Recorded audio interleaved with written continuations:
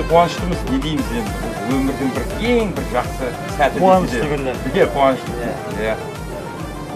Қайырлы кеш, құрметті достар.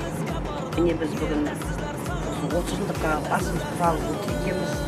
Бұны негізі Юркаға рахмет болса әр жылы ой 30 жылдық тойлайын деп отырасың. Міне енді сол күннің бір реті келіп, сәті түсіп бір тойлап отырмыз. Yüzde kırsın yaşlarım. Mening sınıftaşlarım, mening sınıftaşlarım, mening sınıftaşlarım, mening sınıftaşlarım, sınıftaşlarım, mening dostlarım. Hamisha birga sınıftaşlarım.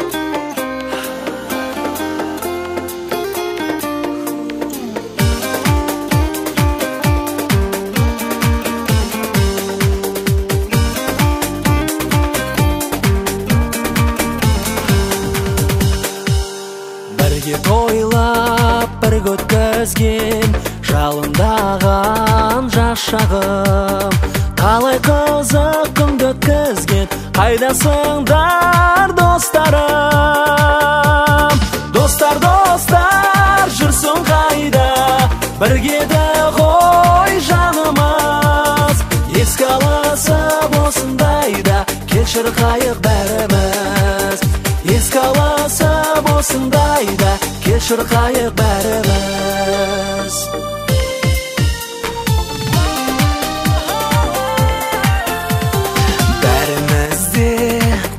бүгін бақыт жолын іздеген достық көңіл достық сезім әрқашанда бізбенен достар жүрсің қайда біргеді ғой жанымыз болады осылғанда бастары универсал болады жеті салды жастары өтіп кетті қастарым жазылмайтын дастаны аман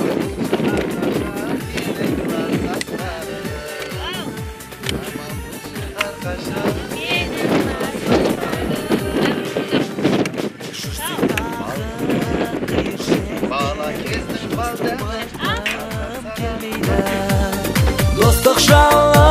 жүректе суымайды, сөнбейді. Достар, жүрсің қайда, біргеді ғой жанымыз. Еске аласың осындайда, кешір қайық бәріміз. Еске аласың осындайда, кешір қайық бәріміз. Достар, жүрсің қайда, біргеді ғой жанымыз. Еске аласың осындайда, кешір қайық бәріміз. Еске аласың осындайда, кешір қайық бәріміз.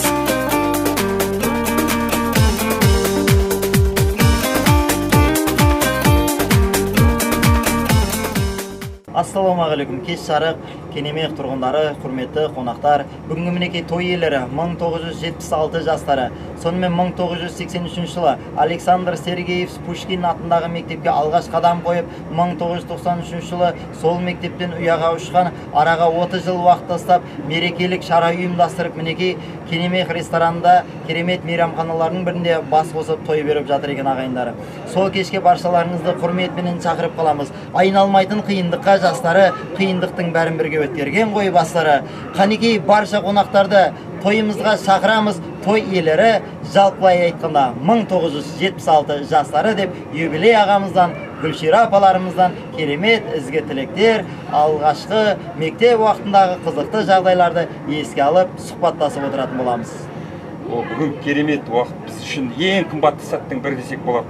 Адамның балалық шағы ғой ең қымбатты сәт.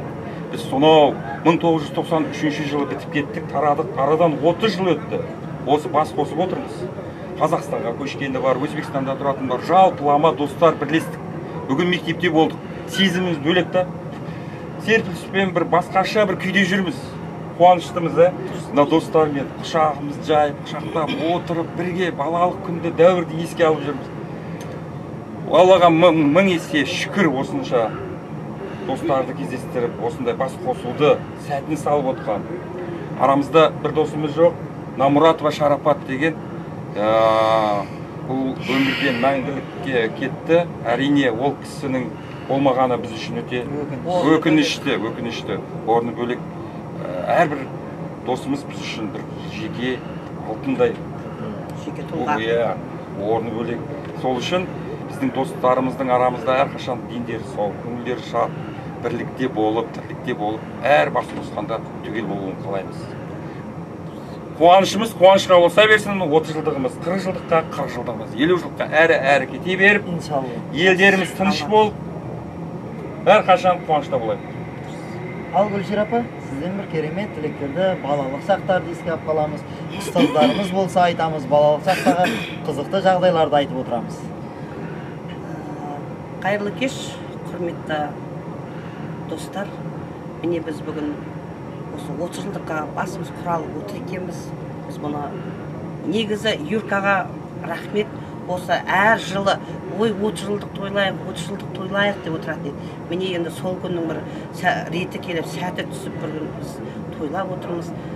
1983 жылы біз бүлдіршін болып, мектепке барғанда бізді Жоламанова Мершатки күтіп алған еді. Осы қолдарымызға қаламсапты ұстатып, әріпті танытқан еді. Одан кейін әрі қарай Шоқаева Галя деген әпкеміз болды. Ол кісі қазір Қазақстан Республикасында тұрады. Орыс тілі оқытушысы? Енді ол кісі бізге әлі өткенде сөйлескенбіз, бірақ келе алмады. Денсаулыққа байланысты келе алмады. 11-ші сыныпты бізге Сирапов Әбу ағай аяқтатты. 93 жылы біз осы түлектер болып ұштық. Сол ұшқаннан жан-жаққа ұшып кеттік. Мысалы, Навайда мен Юркамен бірге оқыдым, бұлда бірге оқыдық Юркаменен. Бірақ бір қызық жерін айтайын ба, мектепте жүргенде көп ұрсатын емес. Әлі де сол. Ауру қалса да әдет қалмайды деген сол екен негізі. Көңіл таза, бірақ дегенмен. Мысалы, сол мұғалімдердің жолын, ұстаздардың жолын қуып, ортамызда мұғалім болғандар да бар. Мысалы, менің өзім бастауыш сынып мұғаліммін. біліп отырмын енді мысалы ұстаз қандай қиын екенін. Қадірін Сол білесің. иә, Басқа соншалықты түскенде. ата-ананың қадірін балалы болсаң білесің деген екен. Мына мұғалімнің қадірін бала, мен қазір мысалы бірінші сынып оқытамын, сол бірінші сыныпта енді көзім ашылып сол ойланамын да, неге сондай болдық екен деп. Мысалы Юркада оқыды, бұл да тіл әдебиет. Бар енді өзімізде мұғалімдер бар, неше Ағылшын тілі мұғалімі, география. Енді бізде мұғалім көп Енді негізі. сол оқытқан мұғалімдердің қадірін бәріміз. Осылардың негізі сол Оқымаған. ұстаздарымыздың еңбегі деп білемін. Рахмет ұстаздарға мың алғыс. Осыншалықты дәрежеге жетіп отырған жаңа ұстаз атаңнан ұлық дейді ғой. Ең ұлы кісілер бұлар ұстаз. Әмір Темірдің несі бір есіткенім бар енді сол кісі деп ойлаймын. Сол неден жаудан келген кезінде ата-анасына бармайды екен жаңа кісі да. Бірақ ең бірінші ол ұстазының үйіне барады екен. Сонда айтады екен, менің осыншалықты дәрежеге жеткеніме ата-анам емес, мен осынша дәрежеге жеткеніме ұстазым себепкер дейді екен. Осынша дәрежеге жеткенімізге осы ұстаздарымыз арқасы деп білемін. Әуелі Алла, одан кейін ата-ана, одан кейін қала берсе осы ұстаздарымыз. Барлықтарыңызға рахмет. Аман сау болайық. 40 жылдықта, 50 жылдықта кездесе берейік. Деніміз сау болсын, еш уақытта ауырмайық. Одан әрі жалғаса берсін. Мерей тойларымыз 100 жылдыққа дейін барсын. Амин. Айтқаныңыз келсін. Айтады ғой, ақындық сөз болса, бәріміз де бітеміз. Бұл өмірде жақсы мен жаманды да көреміз. Алла нәсіп етсе, мінекей юбилей ағамыз айтқандай, 40 жылдық, 50 жылдық, 60 жылдық мерей тойларды да күтеміз деп қаламыз. Келесі той думанда кездесуге Алла баршамызға нәсіп етсін. Тойлар құтты болсын. Барша қонақтарымыз бүгінге мейрамханамыз Кенемех ресторан, номер 1 мейрамханаларымыздың бірі Кенемех экотуризм мейрамханасынан баршаңызды құрметпенен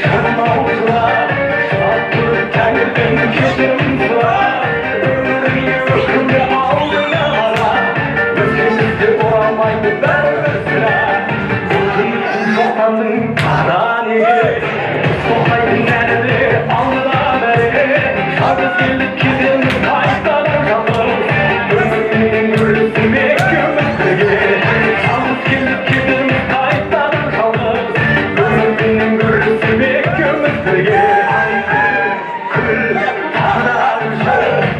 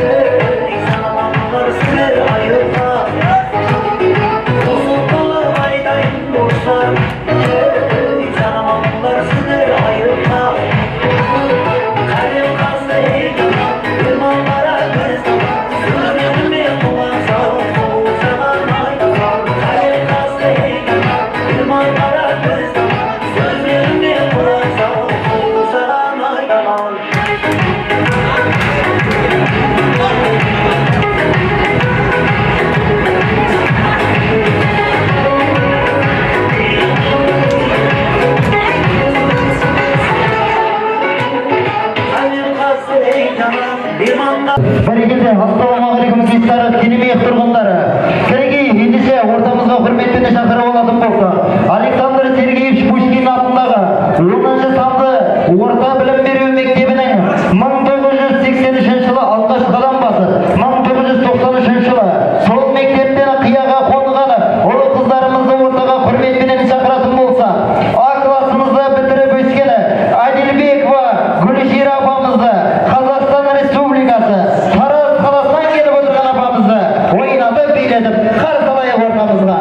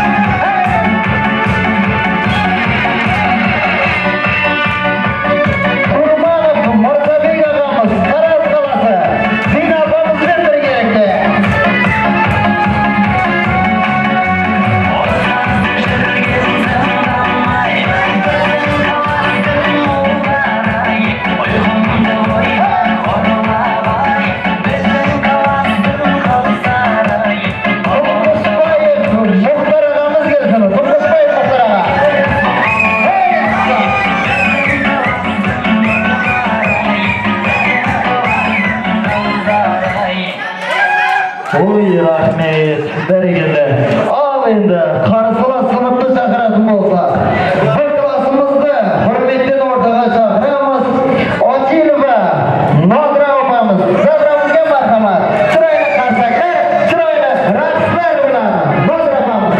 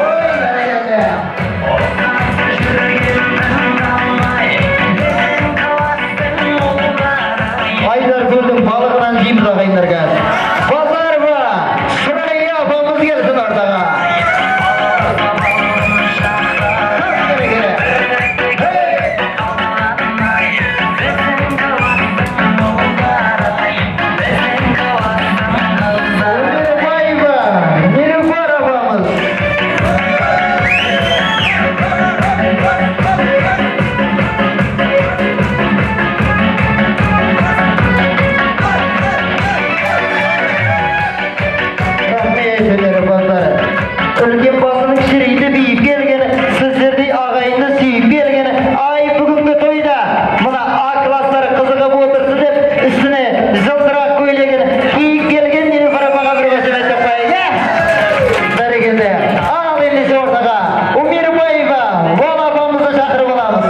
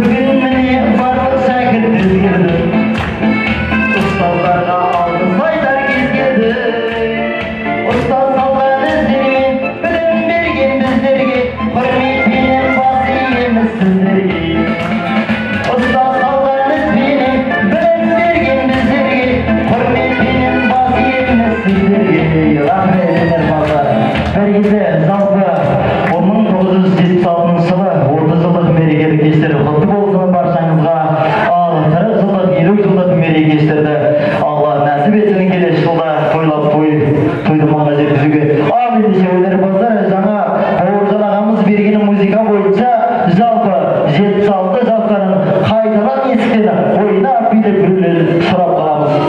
Хайыр бауыр, дайын ба?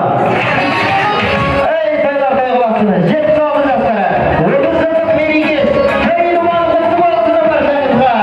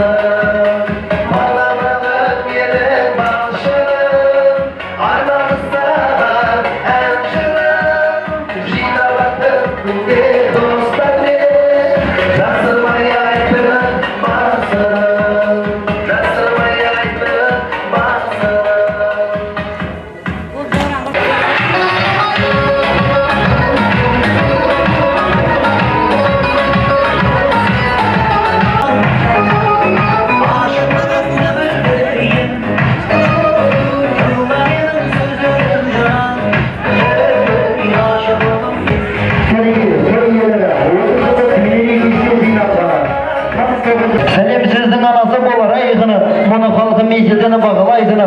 Ассаламағалейкум аталарым, әжелерім, немересі құшағында домалайдыны. Ай, Алтынбек асаба ұлдарың мен боламын, әрі қазақтың тойларын тамада болып аралайдыны. Тойға келген ағайынға ренжіп тұрмын, ассаламағалейкум десем де қарамайдыны. Баяғы аталар мен әжелерім қайда екені, ассаламағалейкум дегенде шапалағын аямайтыны бір мәжімесіп қоймаймыз ба? Ой, бәрекелді. Фарзаттар өстірген ниет бар оқ. Бір өмір мехнатты қолдары қарау. 60-ке кірмастан сочлары оқ. Отаңды sevмасаң, кімді sevасаң? Бірінші фарзаттарын бірдайын sevген. Сахардан ноня көп сочлары күйген, еп тұрген ашыны сенге сүйінген. Онаңды sevмасаң, кімді sevасаң? Іштені келгеніңді ассалам деген, yüzüden чімсен қықырлап күлген. 3 күні көрмей қалсаң, күшінге кірген, онаңды sevмасаң, кімді sevасаным? Qishning ishkomida uzun osilgani, yozuv ko'chalari tandirsiz pishgani, ey do'stim Allohning nazari tushgani, vatanni, O'zbekistonni, Navoiyni, Kanimexni sevmasak, kimni sevamiz deb. Mana shunday yurtimizda to'ylar ko'p bo'lsa, bir chiroyli qarsaklar bilan, to'ylar muborak bo'lsin. Seni kelishga o'rtaga hurmat bilan bugungi to'y dumonimizni, dasturxonimizni ochib berish uchun o'rtaga Jalg'az tog'amizni chaqirib qolamiz. Har kimning araylanib boshlagan to'y bo'lib tumanimda jatsalanga.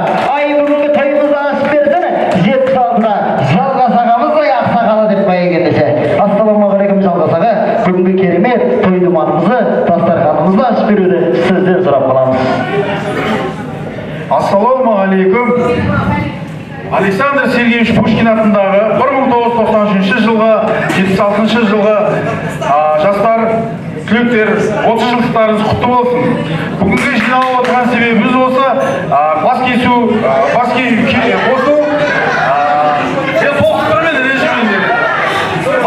кешіміз 30 жылда бір болатқан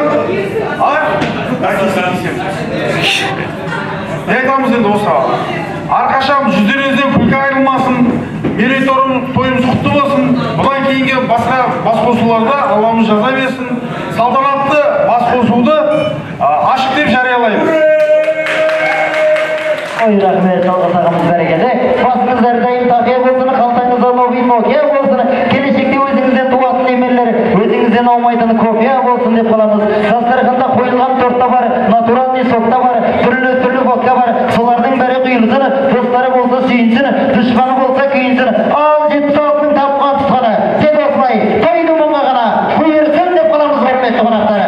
Бізге берген асыңыз, жүзден асыны жасыңыз деп, бізге берген наныңыз аман болсын, мал жаныңыз деп, бізге бергені шайыңыз той думанның түрінен болғай жайыңыз деп, бізге бергені жүзім құрма алмаңыз, осылай той думанды жасаудан әрге салмаңыз, бізге бергені спрайт кола фантаңыз, ал 76-тар ақшаға толсын қалтаңыз деп, бүгінгі жайынып жатқан дәміңіздер баршасы сіздер үшін мінтәзір құрметті қонақтар.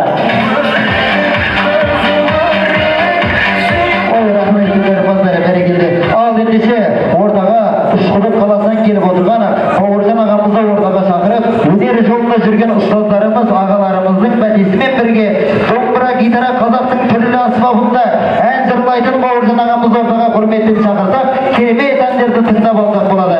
Әне көңілдің ажары, көңіл күйдің базары, жақсы әндер шырқалса, көптің бірдей базары деп, ал кезекте Бауыржан ағамыздың орындауында керемет әндерге беріп қаламыз. Келеміз Бауыржан аға.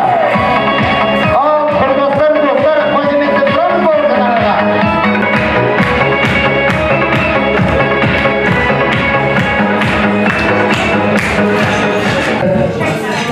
Пушкин 10-шы мектеп бітірушілері, Пушкин атындағы 10-шы мектептің 93-2023 бітірушілері, сіздердің мынау бүгінгі 30 жылдық юбилей мерекелеріңізді шын жүректен құттықтаймын. Енді әркім қолындағы барын базары қалады дегендей, мен сіздерге ән шашуымды тарту етпекпін. Қабыл алыңыздар, құрметті бітірушілер.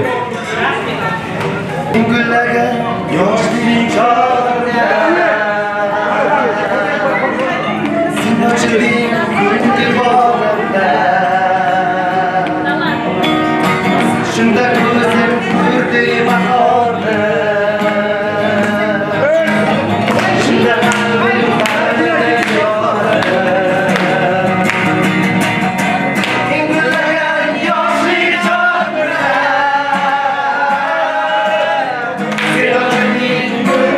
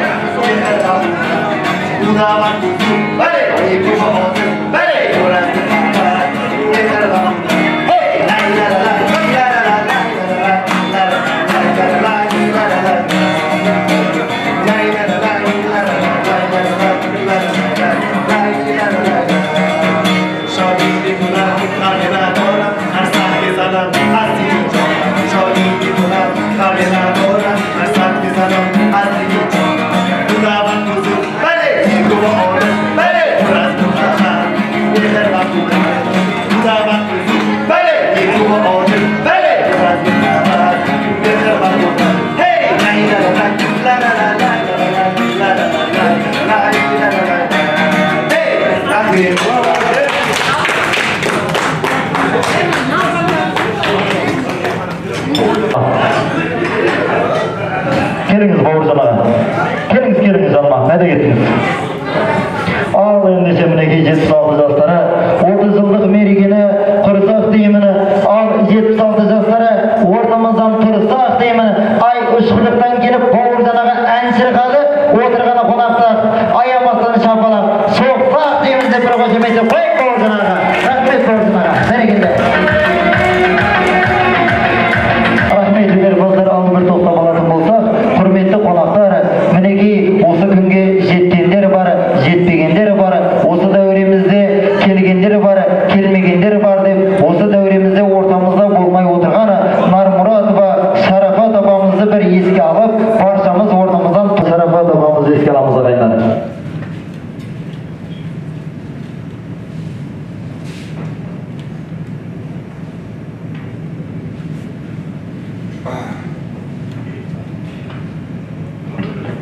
Ой, рахмет бәрекелді, баршаңыз Алла сыйласын, қалғандарға салауат, өмір тілеп боламыз. Ортаға керемет, жалпы, көңілді билерге шақырып алғанды жөн көреміз. Ал 76 жастары алдымызға тамақ тартылғанша бір ортада жолқынып билеп алайық. Ал Тайыр бауырым енді бұл жағы сенің қызметіңде болады. Тойлар құтты болсын бәрекелді.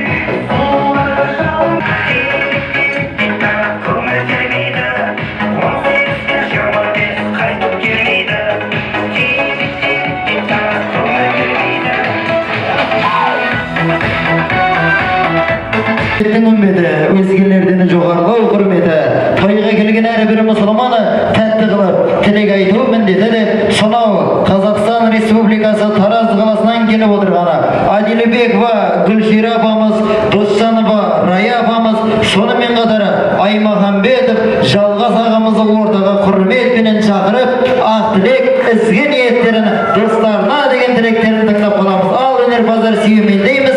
Той иелері, тілектес қатындар, көңілі ойнап билеп билеп тойлардай қаласын дейміз. Ал Раяма билеп келмейміз бе? Жалғас аға ойнап келейік әреке.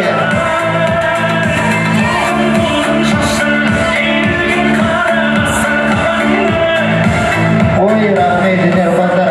Ассалаумағалейкум той иелері. Ай, Жалғас аға біреуде не жұмысыңыз бар? Сізді шақырдым ғой. Барлығына тұр деп отырсыз. Ал ендеше құрметті бүгінгі кешіміздің сұлу қыздары, сұлу жігіттері, тілектерді өздеріңізден тыңдап қаламыз достарыңызға деген. Кімнен бастаймыз? Рая апа, Гүлшира апа? Жалғас ағадан бастаймыз ба? Жалғас аға келіңіз, ай, сізден бастаймыз дейді.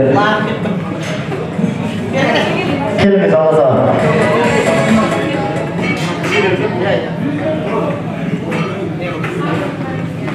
Бағда кеш жарып.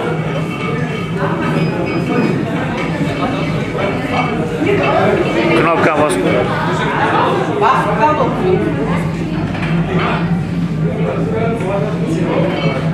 Бір. Бағда.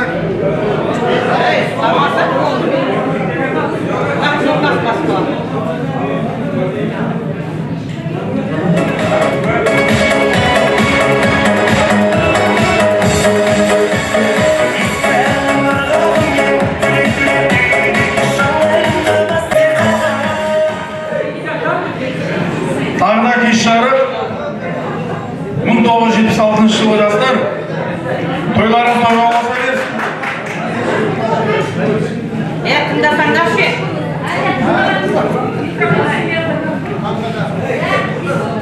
Не айтамыз енді сіздерге? Бәріңіз бақытты болыңыздар.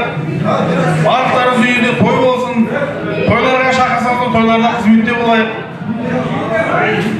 Дендеріңіз сау болсын, ел аман, жұрт тыныш болсын.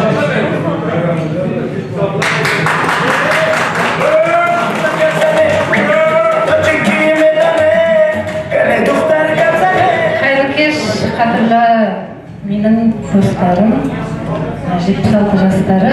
Бүгін біз бас қосуымыздың себебі 30 жылдық мерейтойымыз екен. Осы той баршамызға құтты болсын. Әрқайсымыздың үйімізде тек қуаныш шаттық бола берсін. Үнемі осындай ақ дастархан басында жақсы күндерде кездесе берейік.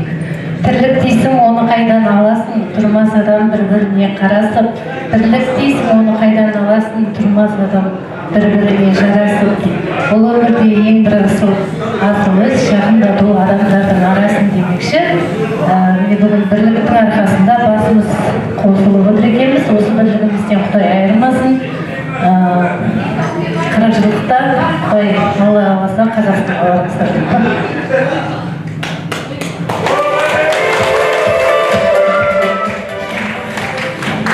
Қайырлы кеш, құрметті сыныптастар.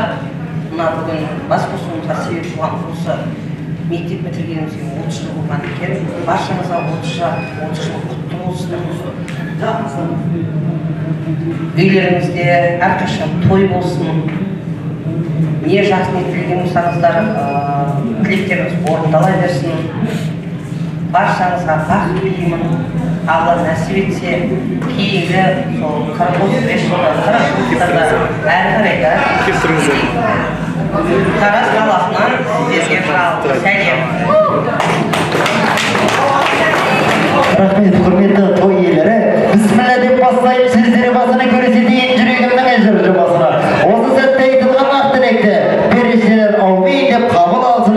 Ал ендеше достар, ойнап билеп орнымызға жайғасуды сұрап аламыз. Бүгінгі той, бүгінгі қуаныш өзімізге. Сондықтан көңіл ойнап билеп жүруге дайыр кетуге сүйемелдеп қоямыз. Тойлар құтты болсын. Қалмайтын, таңғы таңға жалғайтын кездері айтайын.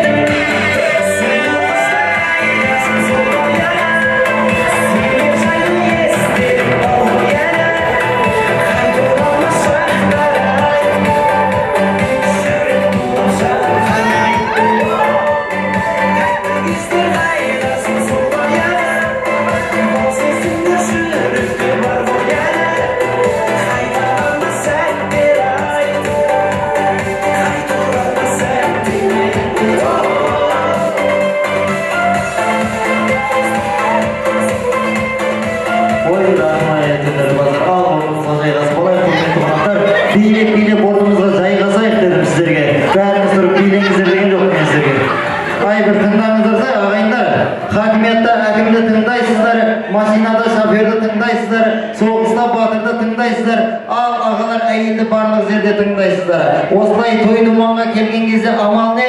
Жасымыз кіші болса да мені де біраз тыңдайсыздар деп тамаданың сөзіне бір құлақ түріп мұқиятпен тыңдап отырайық, құрметті қонақтар. Ал ендеше құрметпен ортаға сөз кезегіне шақыратын болсақ, Васильева Нодра апамыз, Якубов Исраил ағамыз, Айдарова Матлюба апаларымыз ортаға сөз кезегіне шақырамыз. Келіңіз, Нодра апа, Матлюба апа, Исраил ағаларымыз, бір кластың оқушылары, ойнап билеп келеміз. Ал Тайыр бауырым сүймелдейміз.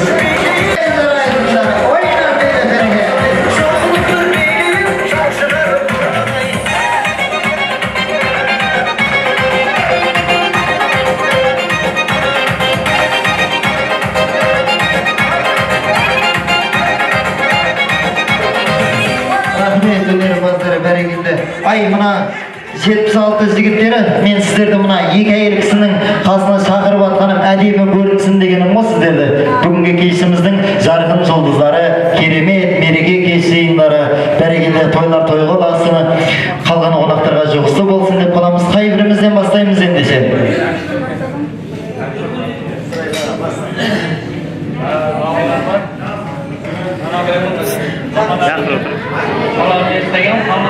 Assalomu alaykum. 30 yilliklari muborak bo'lsin hammamizga. Mana bugun 10 yilni bitirgan ekan, 10-sinfni bitirganimga 30 yil bo'lgan ekan. Shu munosabat bilan yig'ilib o'tirgan ekanmiz. Hammalaringga muborak bo'lsin.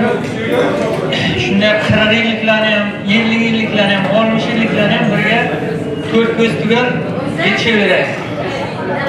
Nimaki niyat qilgan bo'lsalaring niyatlaringizga yetaveringlar.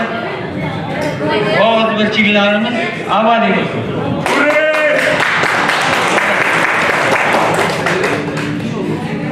Assalomu alaykum, yana bir bor hurmatli do'stlar.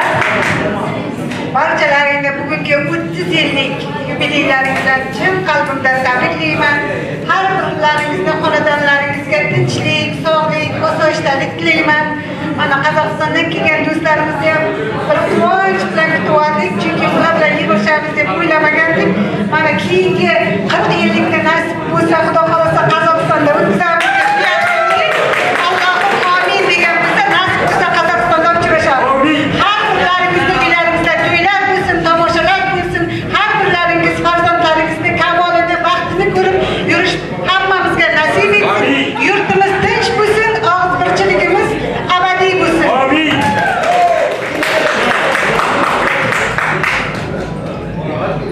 Hurmatli sinfdoshlar, mana bugun yig'ilib o'tirgan ekanmiz. 30 yillik yubileylarimiz muborak bo'lsin. Hammalaringizga uzoq umr, baxt, saodat oilalaringizga tilayman. Nasib bo'lsa 40 yillik, 50, 60, 70 yillik yubileylarda ham shunaqa yig'ilib o'tiraveraylik. Tabrikni o'zbek bilan boshladim. Qozoq sinflarga she'rimni qozoqcha aytib berdim. Yo'lda tushdi yoshlar jani. Ananing o'rinda dubastarmani sizlarni bugungi kech kutib o'tir qo'shiqdan klassdastar dasturxoni. Rahmat, bugungi kechamiz aziz mehmonlari, muhabbatdan chalinsa so'z kuylar muborak bo'lsin.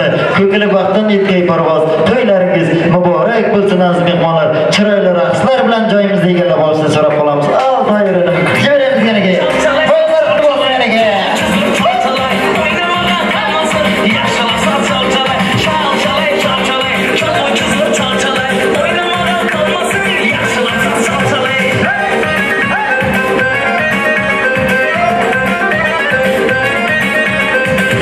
Yemangiz oddiy bir o'yin, san'atlik nonini yemoqlik qiyin.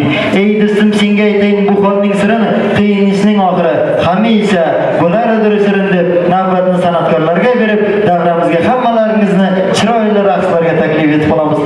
76 yoshlar to'ylar qutlu bo'lsin.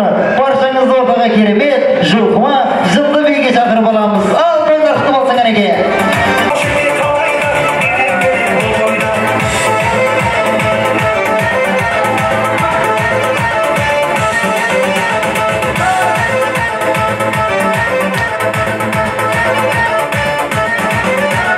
Osman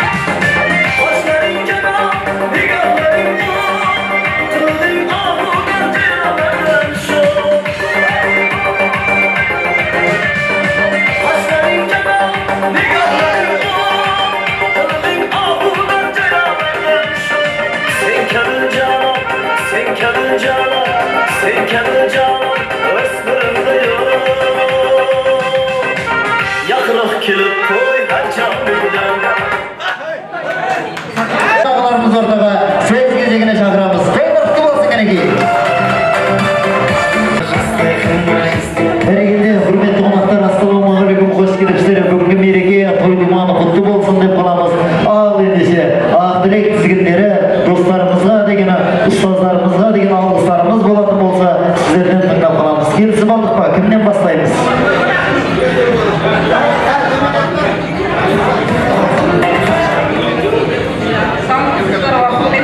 Жиналған көпшілік халық, жиналуымыздың себепшісі, 1976 жылғы жастардың Александр Сергеевич Пушкин атындағы мектептің 93 жылғы түлектері, бүгінгі болып жатқан тойлары құтты болсын. Бірінші байлық денсаулық дейді ғой, денсаулықтарың мықты болсын. Жақсы күндеріміздің куәсі болып, бір-бірімізбен сөйлесіп, жүре берейік, жақсы күндердің куәсі болыңыздар бәрімізде.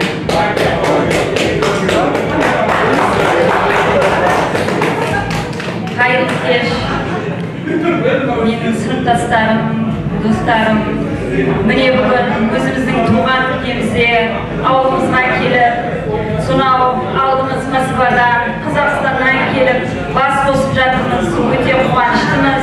Әрқайсымыздың отбасыларына амандық тілеймін. Осындай жұбымыз жазылмай, әрбіріміздің қуанышты күндеріміздің куәсі болып, барыс кесім үзілмей, бір-біріміздің яғни жақсы ниеттеріміздің ортасында куәсі болып жүремейді. Барлықтарымыздың шаңырақтарымыз биік болып, босағаларымыз берік бола берсін. Әрбір шаңырақта болып жатқан жаңалықтарымыз құтты болып, барлығымызға жұғысты болсын. Бүгінгі болып жатқан тойларыңыз тойға ұласып, арты үзілмесін.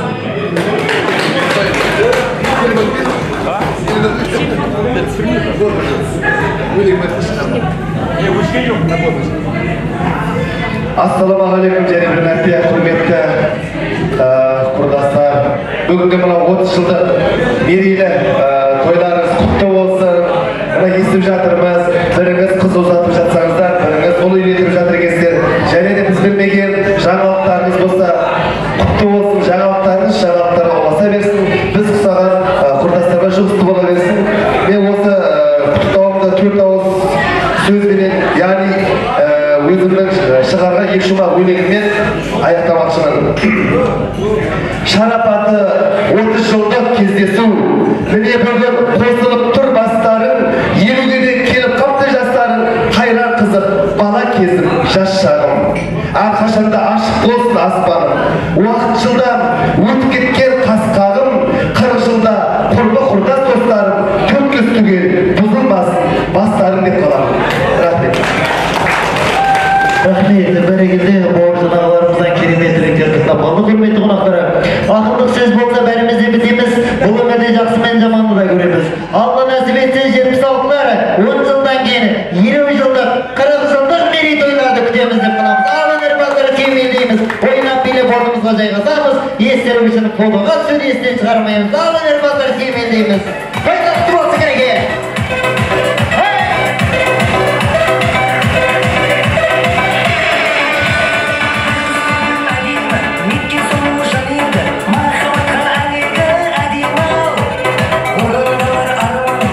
Рахмет, құрметті өнерпаздар.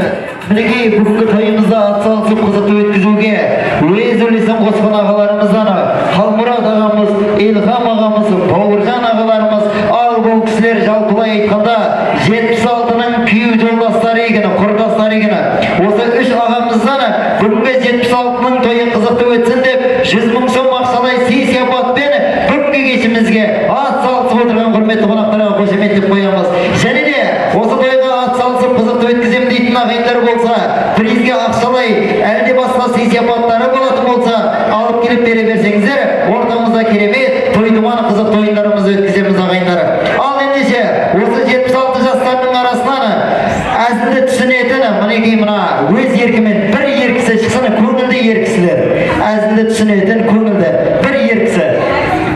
Билемейміз ағайындар, тек қана сұрақ. Енді құрметпен. Кім бар? Келіңіздер бір кісі.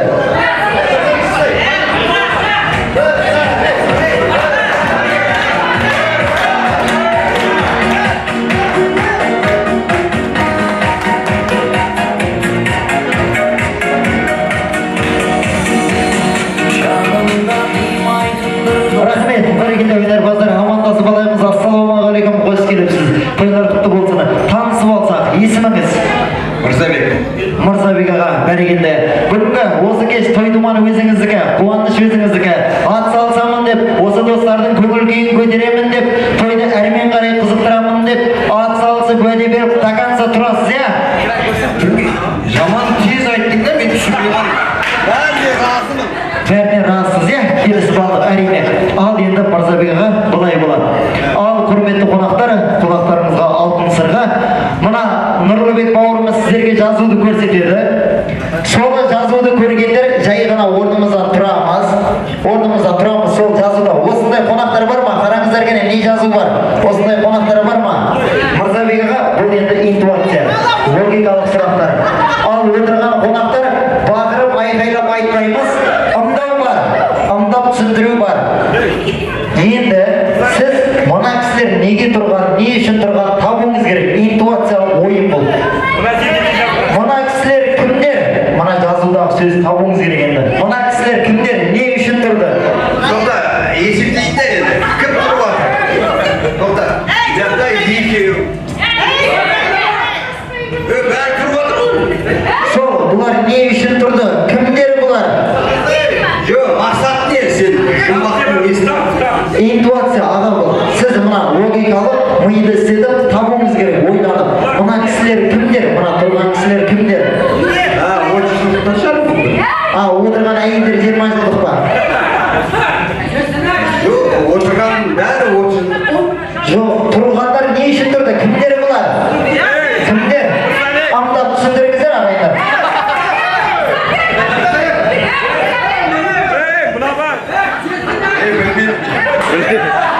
Интуициялық Мырзабек аға, ойланың бәріне дайын едіңіз жаңа ғана. 5 минут алып. Интуиция. Сенде А, Б бар ма? Вариант, міне А, Б.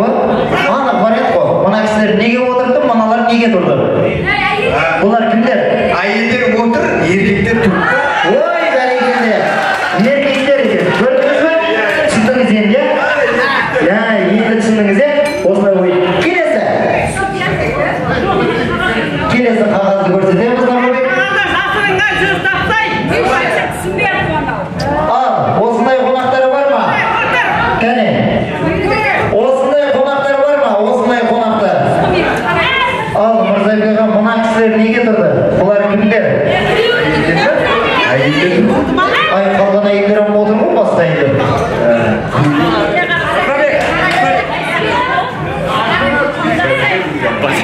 Тағы дейді? Білмеймін, мұқталатын бәрін Қараңыз, мына кісілер неге тұрды?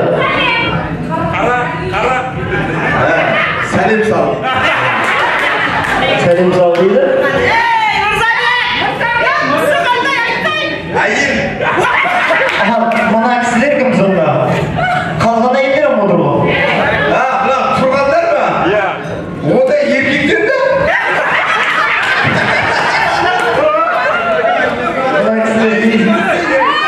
Ай, Мырзабек аға, бұлар қандай әйелдер? Неге тұрды? Сен мағыналы айтсай. Мағыналы айтсай.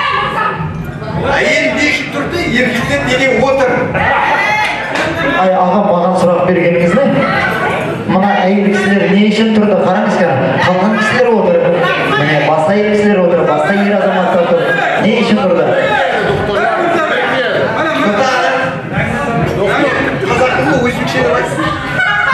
Мырзабек аға, келіңіз ай.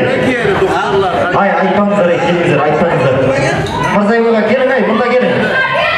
Ай, ойын жағын бұздыңыздар ғой, ағайындар ай. Бүгінгі тойымыз өзіміздікі ғой, қуаныш өзіміздікі.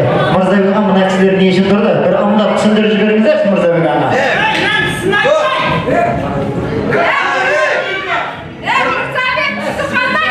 Не құрдастар, не құрдастар? Интернетті қосыңдар, мен бір кішкене не қылайын? Интернетті көріп алайын? Қараңғылектер тұрып жатыр бәрі. Ой, бәрекелді. Қошеметтеп қоямыз, әне. Қараңғылда игенлер екен. Мырзабек аға үйреніп жатыр, кірісіп жатыр, ойынға. Енді қызық болады. Қараңыз, кейінгісі. Бар ма? Осындай кісілер бар ма? Осындай кісілер бар ма?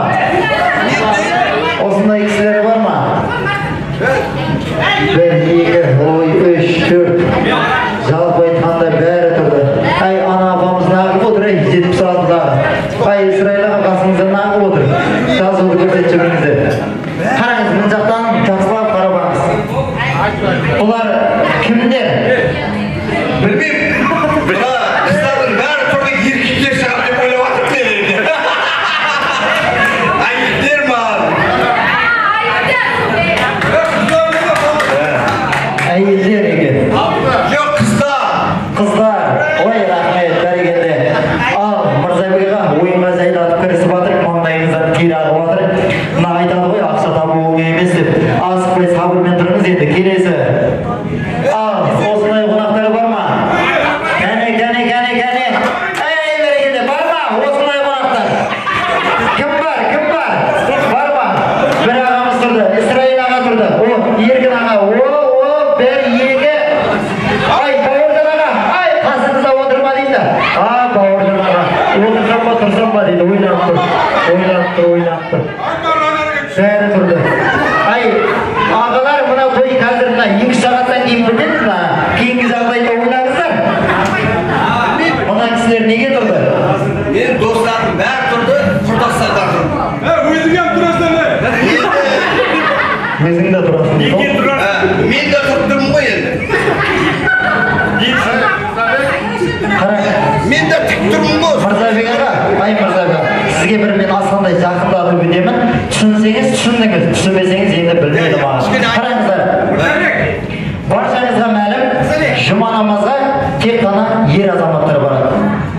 Бір күн бүкіл жұмада отырса, имам сұраған екен, әйелінен қорықпайтындар орнынан тұрсын деген ғой. Сөйтсе бүкіл жұма орнынан тұрмайды.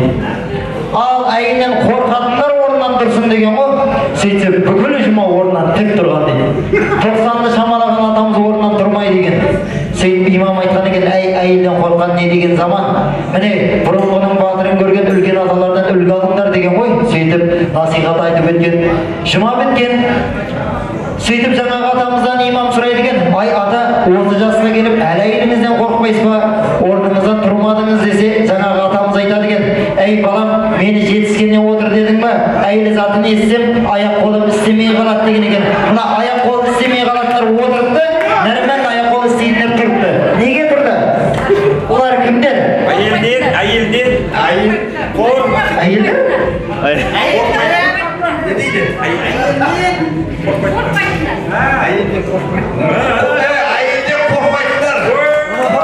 Әйелден қорқпайтындар, бәрекелді. Қошеметтеп қоямыз. Ай, ымдап түсіндірейік, дауыстап айтпаңыздар. Ел түсіндік, бәрі еркекке тұрып жатыр да, құрдастары бәрі мағыналы өзі жұмбақтың мағынасы бар ғой. Сырлап айтып жатыр. Соны түсіндім де, сөйтсем бұлар асықпайсың, Мырзабек, кейінгі сұрағымыз бар. Асықпай тұр. Кәне, Нұрлыбек, кейінгі қағазы көрсеттік па? Осындай қонақтар бар ма? Осындай қонақтар. Кім бар? Орнынан тұрсын. Осындай қонақтар бар ма? Ай, мыналар. Ай, сонда. 1, 2, 3, 4, 5, 6, 7, 8, 9, 10. Ай, неге тұрдың мына кісілер? жоқ, неге тұрған ешін сұрау емес. Ер кезегі өзі күшкене деген. Мені қинап жатыр ғой. Мырза. Ел табам ба? Неге тұрды? Бұлар кімдер? Не үшін тұрды Мырзабекға? Ішпейтіндер тұрған жоқ. Ой, бәрекелді, арақ ішпейтіндер дейді. Шапалақта қойы келеді, солай екен. Ал, Нұрлыбек бауырым, кейінгі ай, бәке асықпа. Әлі бар, шарттарымыз көп әлі. Кәне? Ай, осындай қонақтар бар ма? Керек бәке, сіз беріп көр. Осындай қонақтар бар ма? Ой, бәрекелді. Тұрып жатыр. Кімдер бұлар? Не үшін тұрды? Бауыр мені жаман қинап, тасталып, қинап мен негізі.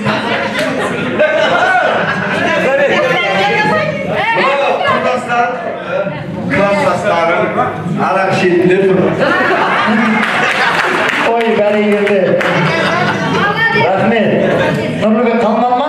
Басқа сұрақ болды ма? Ой, бәрекелді. Al Mirzabek ağa, bugungi to'y dumanining siyosati 50 ming so'm maqsadai siyosat sizdagi bo'ladi. Ay shabalaqda o'tiramiz. Bugungi kechimizga atalsa, Mirzabek og'amiz bir biylab o'tiraydi. Al ular bazar, ketdik.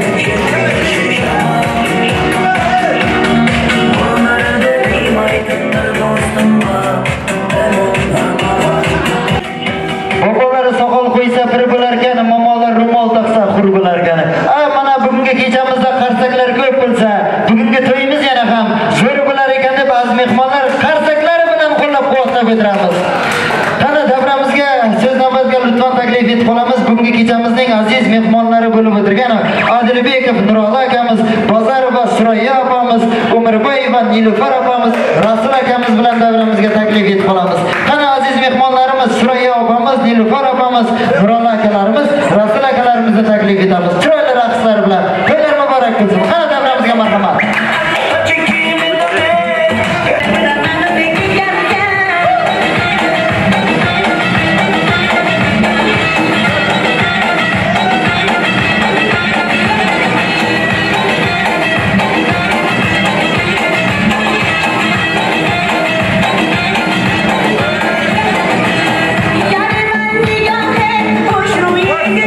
Aziz mehmonlar, xush kelibsiz. Assalomu alaykum. To'ylar muborak bo'lsin. To'ylar to'yga ulashsin deb qolamiz.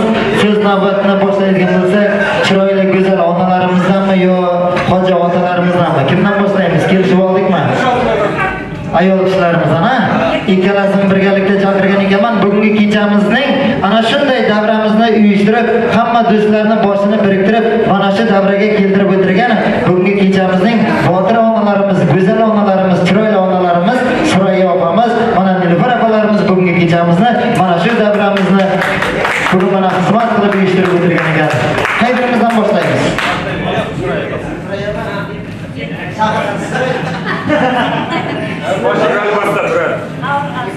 Assalomu alaykum, hurmatli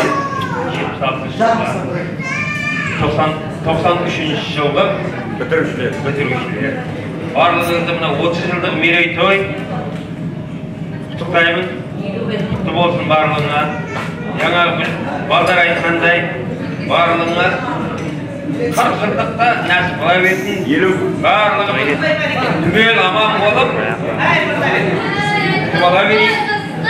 Temalaringga tatuvlar Otlarına aman her şey tatlı tatlı olayım. Rahmet.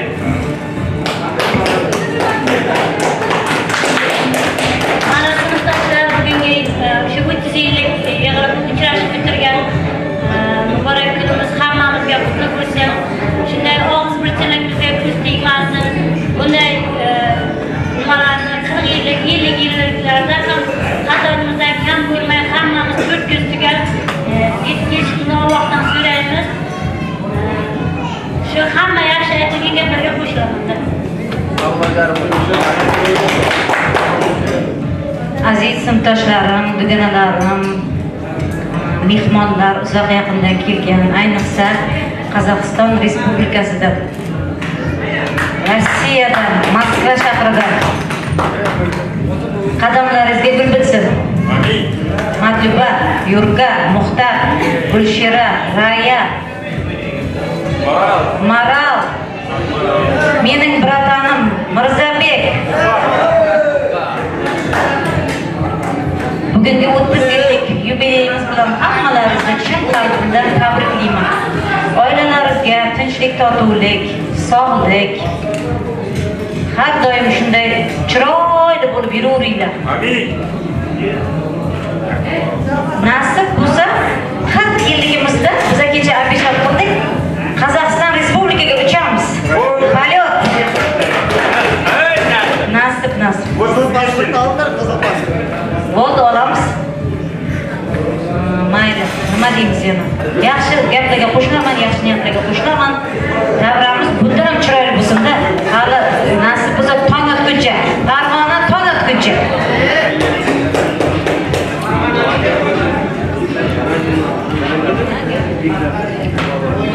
Ne deyimiz buna? Hürmetli 76 yıllar yubileylerini kutlu olsun konuşacağız. nasip bo'lsa keyingi yubileylarda ham shunday bir ko'payib, bundan da ko'payib o'tiraveradi. 30 yillik yubileylaring muborak bo'lsin. Assalomu alaykum, zavoblarga mehmonlar. Mana Qozog'istondan, Rossiyadan mehmonlar keldi, xush kelibsizlar. 76lar qayda deydi-ku? Agon, bostiringlar. Rahmatlar kelganlar uchun. Bostiringlar. Mana aziz mehmonlar, dasturxon tuzama topganingni qo'y. Mayli qadoq tutma diydoriga to'y. Lek ostonangizga ko'rsatganda bo'y, bir kecha, bir soat do'st uchun yasha deb. Aziz mana do'stlarimiz to'ylar muborak bo'lsin. Xonandalar mana chiroyli raqslar bilan joyimizga kuzatib olamiz. To'ylar muborak bo'lsin. Bunga to'y egalari.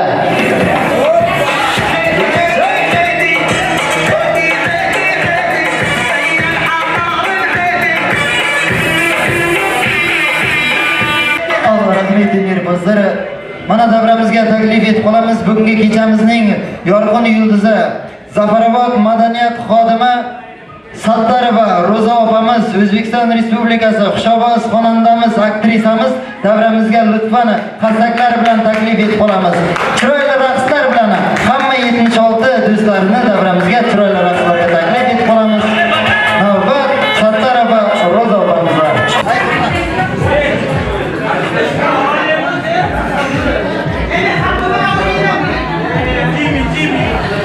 Assalomu alaykum. Fayzli dasturxonning fayzli insonlari. Tabriklayman 76-yillar bugungi chiroyli so'nggi qo'ng'iroqning chiroyli kunlari bilan mana diydor g'animat, diydor shirin degan kunlar mana shunday bo'lsa kerak. Shunchalik tuz nasibalaringiz yig'ilib Qozog'istondan va boshqa respublikalardan tashrif buyursizlar. Ilohim mana shunday ahilligingizga ko'z tegmasin deya barchangizni chiroyli qo'shiqlarida davramizga taklif qilaman.